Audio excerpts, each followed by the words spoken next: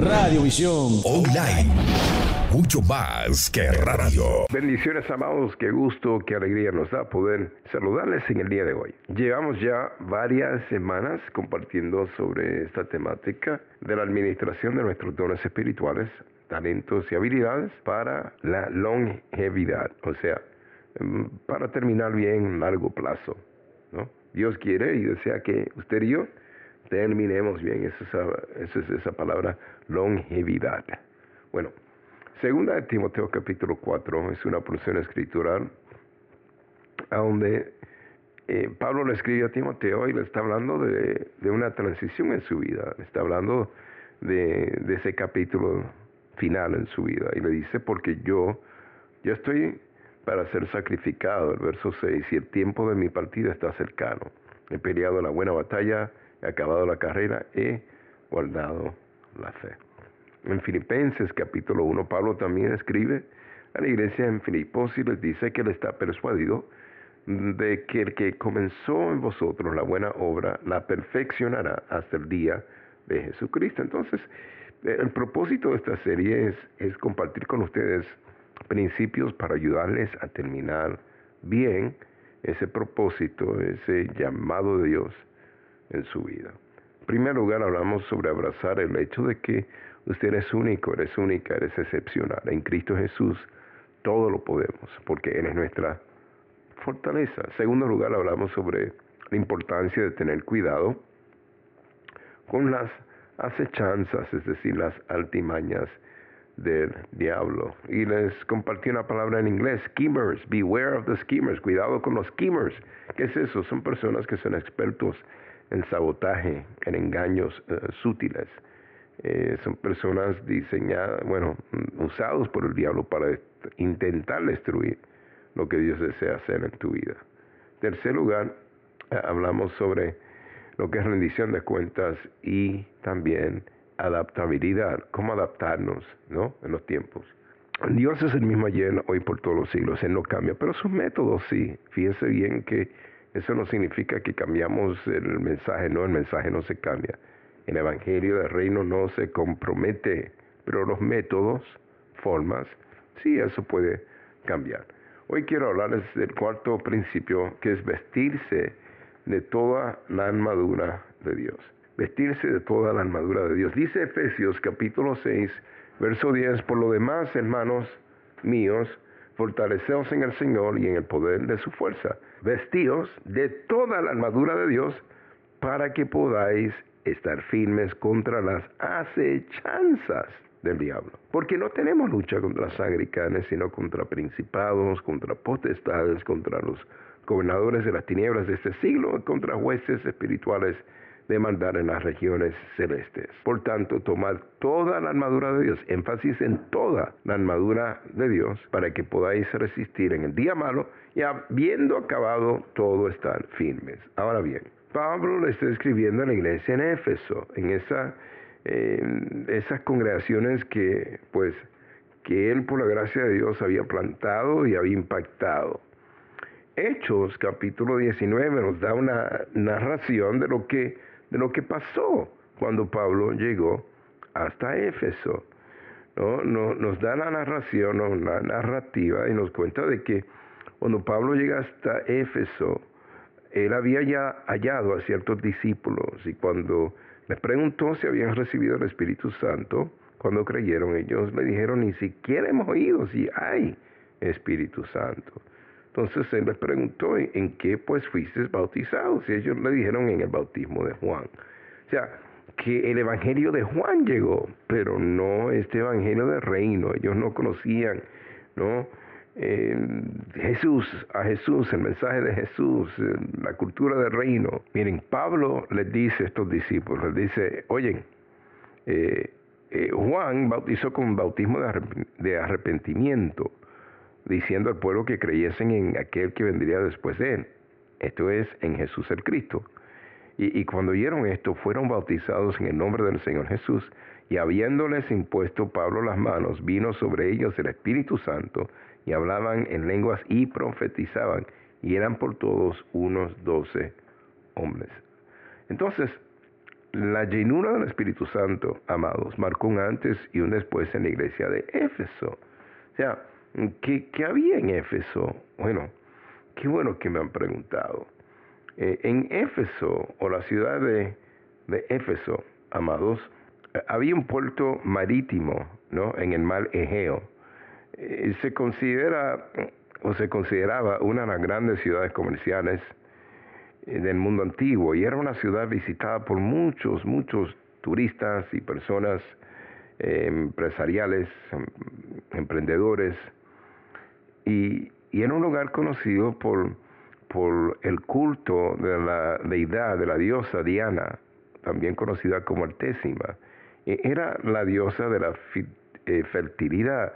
Y aunque ha habido mucha discusión en lo que son construcciones contemporáneas, o no construcciones sino encuentros arqueológicos, tiempos contemporáneos, y han tratado de decir que no era un templo dedicado a esta deidad dedicada a la fertilidad, sino otras cosas. Nosotros creemos lo que muchos de estos catedráticos pues han escrito sobre esta deidad y cómo es que se adoraba, ¿no?, a través de la fornicación, todo tipo de promiscuidad sexual. Entonces, el culto de Artésima o de Diana en Éfeso estaba profundamente arraigada en el tejido religioso y cultural de la ciudad. Y había muchas personas que se dedicaban, ¿no?, a lo que es la construcción de templecillos, ¿no?, de unas estatuas pequeñas que, si usted googlea, por ejemplo, la diosa Diana en el templo o el tiempo de Éfeso, usted va a encontrar, si busca imágenes, que hay diferentes cosas, ¿no?, sobre su cuerpo. Algunos catedráticos piensan que eran testículos de bueyes, otros piensan que eran muchos glándulas mamarias, ¿no? Y aunque eso se continúa debatiendo con historiadores y personas dedicadas a lo que es la arqueología antigua, lo que sí sabemos es que esta deidad era un símbolo de fertilidad. Por lo tanto, en Éfeso había mucha promiscuidad sexual y había mucha idolatría. Y cuando usted encuentra una ciudad o localiza una ciudad o la identifica con una presencia de mucha promiscuidad sexual y mucha idolatría, usted va a encontrar muchos demonios. Por eso es que la única epístola que tiene este tipo de contenido de Pablo es la epístola de Pablo a la iglesia en Éfeso, ¿no?, a los efesios. Entonces, por ejemplo, miremos otra vez esta escritura, ¿no?, en Efesios capítulo 6, cuando les dice que nuestra lucha no es en contra de sangre y carne, sino contra principados, potestades, gobernadores de las tinieblas de este siglo y huestes espirituales de maldad. 4 diferentes de poderes espirituales de las tinieblas, por así decirlo. Cuando hablamos de principados, estamos hablando, por ejemplo, de demonios, de espíritus inmundos, ¿no? Potestades pudiesen ser como una especie de sargentos, tiene más fuerza, más poder, más autoridad. Todo lo sagrado, todo lo de Dios es imitado por Satanás, por lo tanto él tiene un ejército de ángeles de tinieblas con una jerarquía. Los gobernadores de las tinieblas de este siglo son espíritus que controlan presidentes, primeros ministros, reyes, narcotraficantes, gobiernan lo que se llaman super individuos. ¿Qué es eso? Bueno, en los tiempos de la antigüedad, los que tenían poder eran reyes, ¿no?, monarcas. Pero hoy por hoy, no solamente es una nación, un estado que tiene poder, hay individuos que tienen más poder que muchas naciones combinadas. ¿Por qué? Porque tienen una influencia basada en economía. en mucho dinero, mucha plata. Y los gobernadores de las tinieblas de este siglo son espíritus de alto rango en el mundo de las tinieblas que controlan, que tienen influencia en la vida de presidentes, reyes y estos super individuos que controlan muchas cosas que pasan en el mundo por causa del poder económico que tienen. Y finalmente están huestes espirituales de maldad en las regiones celestes, que son fuerzas espirituales, ¿no? Asignadas por el diablo para influenciar naciones. Entonces, por eso es que muchos de nosotros creemos en la guerra espiritual. Creemos, ¿no?, en la oración, en el poder de la oración, el poder de ayunar, el poder de estar bien cimentado en la palabra de Dios. Entonces, amados, Éfeso era una ciudad a donde tenían un evangelio incompleto.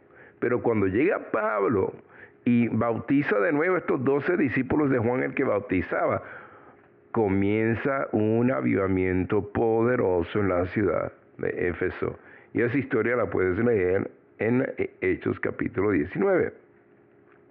Pero en este día quiero compartir con ustedes, ¿no?, varios principios y luego algunas armas de la defensiva y otras de la ofensiva para el creyente. Primero quiero compartir con ustedes este principio de que el evangelio no está completo, ¿no?, si usted no es un testigo lleno del Espíritu Santo.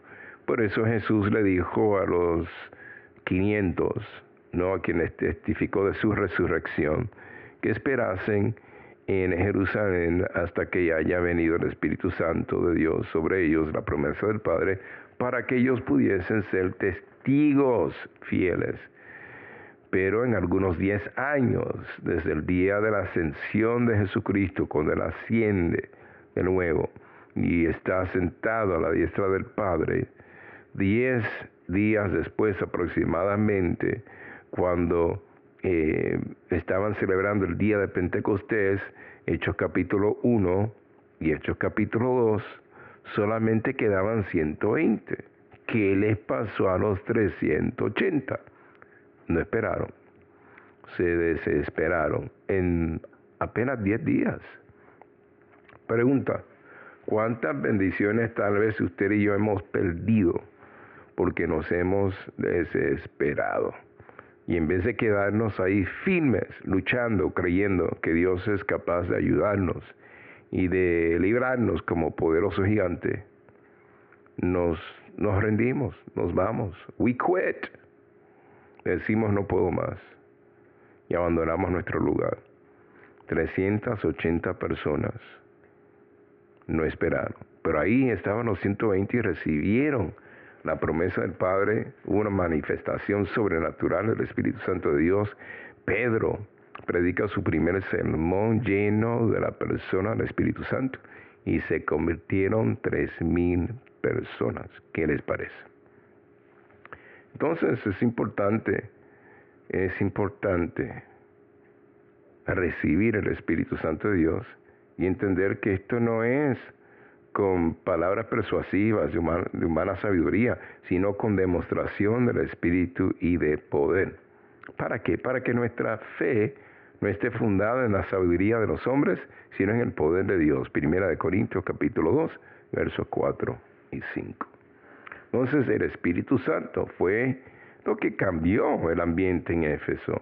La presencia del Espíritu Santo, la manifestación del Espíritu Santo en la vida ahora de estos discípulos junto a Pablo y otros que llegaron, ¿no?, con este evangelio completo, porque ahora habían recibido el evangelio del reino. Solamente eran discípulos de Juan el que bautizaba. Ahora recibieron un discipulado con lo que es el testimonio de Jesucristo, su vida, muerte y resurrección. Y ahora las cosas cambiaron. Entonces, la Biblia establece que aquí en Efesios y en otras porciones del Nuevo Testamento, que Dios es tan bueno que nos ha dado armas defensivas para pelear la buena batalla de la fe. Entonces, armas defensivas. Primero, Efesios capítulo 6, verso 11 al 13, dice, vestido de toda la armadura. No es parte, es toda. Entonces yo les sugiero que hay muchas personas que quieren servirle a Dios a mitad, que quieren servir a Dios a su manera. Y una de las metáforas que la Biblia utiliza o ilustraciones para los creyentes es la ilustración de que somos como soldados reclutados voluntariamente para servir en el ejército de Dios. Entonces, para un soldado servir en cualquier ejército en el mundo, en cualquier nación del mundo, lo primero que necesita es ser reclutado. Segundo, entrar en lo que es un entrenamiento básico, lo que algunos llaman basic training. Entrenamiento básico, ¿no? En Cristo Jesús sería discipulado. Todos necesitamos un buen discipulado. Y entonces, en ese discipulado, en ese entrenamiento, una de las instrucciones que Pablo le da a la iglesia en Éfeso es: pónganse toda la armadura de Dios, toda. No es parte, esto no es una invitación a servirle a Dios a tiempo parcial, part-time. No, esta es una invitación a para servirle a Dios con todas nuestras fuerzas, con todas nuestras ganas, vestido de toda la armadura de Dios. Segundo lugar, dice, estar firmes contra Satanás. O sea, hay que permanecer en la voluntad de Dios. Yo necesito aprender a estar firme. Y yo me establezco en la palabra de Dios, puedo permanecer en la voluntad de Dios, ¿no? Cuando le obedezco. Tercer lugar, Efesios 6:14 dice que tengo que ponerme el cinturón de la verdad, ¿no? The belt of truth. ¿Qué verdad? Bueno, vivimos en un mundo donde la sociedad dice, la sociedad, que no hay tal cosa como verdad absoluta.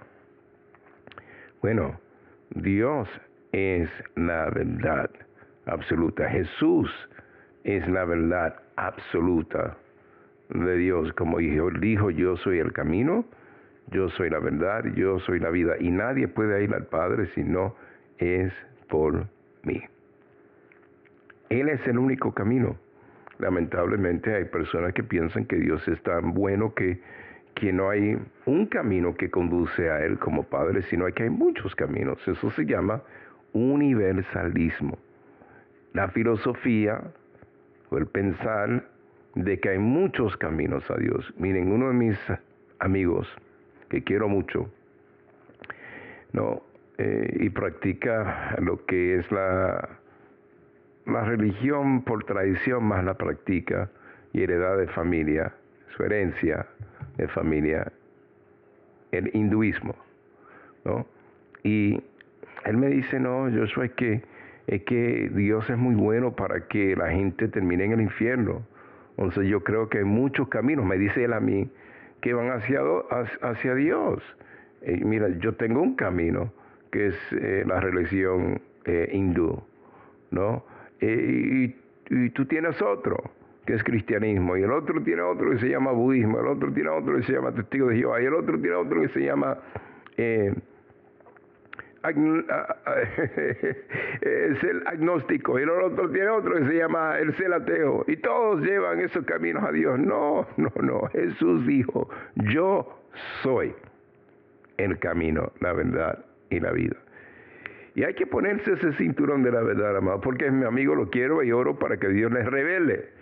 Y mi trabajo no es convencerlo, mi trabajo es amarlo y orar por él para que sea el Espíritu Santo de Dios que abra sus ojos. Ahora, obvio, mi trabajo es mostrar el amor de Dios y caminar en integridad para que a través de un testimonio de lo que es amar a Dios y amar a la gente, pues él tenga una imagen, ¿no? Una referencia de lo que es el cristianismo. Pero imagínense si no doy buen testimonio, si maltrato a mi esposa, si maltrato a mis hijos, si les robo a la gente, si le miento a la gente, si no me comporto como un hombre de Dios. Entonces, ¿qué tipo de testimonio le voy a dar a este hombre? Entonces, mi testimonio necesita estar establecido en la verdad de Dios. ¿Y cuál es esa verdad? Bueno, de modo que si alguno está en Cristo, nueva criatura es. Aquí las cosas viejas han pasado, todas son hechas nuevas, no algunas, sino todas. O sea que si estás en Cristo, amado hermano, tiene que haber un fruto de Dios en tu vida, tiene que haber un testimonio. O sea, si llevas 10, 20 años sirviendo a Cristo y todavía estás deshonrando a gente, si todavía estás haciendo trampa, si todavía estás viviendo una vida desordenada en lo que es la inmoralidad sexual, entonces yo tengo que hacerme la pregunta si realmente estás en Cristo.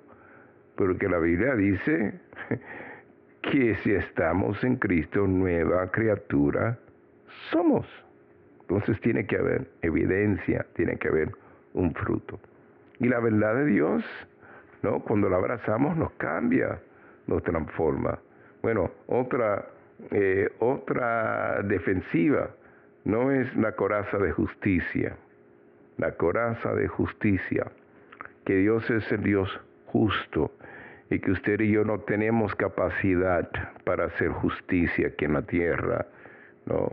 ¿Y cómo lo sabemos? Porque somos imperfectos y es muy probable que si su hijo comete un crimen, usted quiere clemencia, misericordia, pero si es el hijo de otra persona, tal vez el estándar suyo, mío, sea un poco diferente. O sea, no tenemos la capacidad de juzgarnos a nosotros mismos, porque el pecado no solamente nos descalificó, el pecado nos quitó la capacidad de juzgar con justicia. Entonces, la coraza de justicia nos permite escondernos detrás de la cruz, porque por causa de lo que hizo Jesús por nosotros, la Biblia dice que somos la justicia de Dios. ¿Y cómo vamos a hacer la justicia de Dios si nosotros, el pecado nos acabó? La Biblia dice que la paga de vuestro pecado es la muerte. Y podemos escondernos detrás de la cruz porque Jesucristo dio su vida por nosotros y por cuanto Él dio su vida por nosotros. Y nos hizo más que vencedores por causa de su sacrificio, su poder de redención. Hoy somos la justicia de Dios, no porque somos buenos o no merecemos, no. Todo es por causa de lo que hizo Jesús por nosotros en esa cruz. Otra arma de la defensiva es el escudo de la fe, porque sin fe es imposible agradar a Dios. Es imposible, no lo puedes hacer. Todos tenemos una medida de fe y tenemos que caminar con esa medida y creerle a Dios que cada día va a crecer. Ahora bien, entienda que la Biblia dice si tuviera fe como grano de mostaza, que la fe no es grande, es pequeña, como grano de mostaza. Si tuviera fe como un granito de mostaza, que es bien pequeño, que se puede perder en la mano, tan pequeño que es el grano. La Biblia dice que le puedes declarar a esta montaña y se mueve y se mueve. Entonces, la fe que Dios te ha dado tienes que utilizarla, tienes que cultivarla y tienes que creer que Dios es capaz de hacer lo que Él dijo que iba a hacer. Uno de los retos cuando hablamos de fe, que tenemos muchos de nosotros, es que tratamos de entender cómo es que Dios lo va a hacer. Ese no es tu problema. Ese no es mi problema. Dios es Dios, ya Dios sabe cómo lo va a hacer. Ay Dios, papá Dios, pero es que no sé cómo lo va a hacer. No sabemos cómo lo va a hacer, pero nuestro trabajo es creer que Él es capaz de hacer lo que Él dijo que iba a hacer. Olvídate del cómo, créele a Dios que Él es capaz de hacer lo que Él dijo que iba a hacer. Y luego está el yelmo de la salvación, lo que protege tu cerebro, tu cabeza, ¿no? Hay que proteger la mente, garbage in, garbage out. Si entra basura, va a salir basura. Por eso tienes que alimentar tu mente con la palabra de Dios, con cosas edificantes, con cosas que te levanten, con cosas que te vayan a llevar de una dimensión de gloria a otra dimensión de gloria. ¿Qué más? son armas defensivas. Bueno, está la oración. La oración, ¿qué les parece? Porque tú tienes el poder para orar. Todo lo que atares, dice la Biblia, la tierra será atada en el cielo, y lo que desatares en la tierra será desatado en el cielo. Practica la oración. Y me gusta esta también, practicando el perdón. 2 Corintios capítulo 2, hay que practicar el perdón. Cuando usted perdona, usted está abriendo el espacio para que Dios sane su corazón de cualquier herida. Practique el perdón. ¿Qué más? Sometiéndose a Dios. Santiago capítulo 4. Y aquí vamos a retomar esto la semana entrante. Someteos pues a Dios, resistir al diablo y él huirá de vosotros. To be continued, para ser continuado. Este ha sido el pastor y obispo Joshua Rodríguez, que ha estado con ustedes, despidiéndose hasta la próxima semana. Nunca te olvides que en Cristo Jesús tus mejores días están por venir. Tú eres bendecido, tú eres bendecida. Este video llega a ustedes como una cortesía de Radiovisión Cristiana Internacional y el pasado programa. Si le interesa saber más información de la pasada administración, visite la descripción al final del video. Y no se olvide suscribirse, darle me gusta y compartir.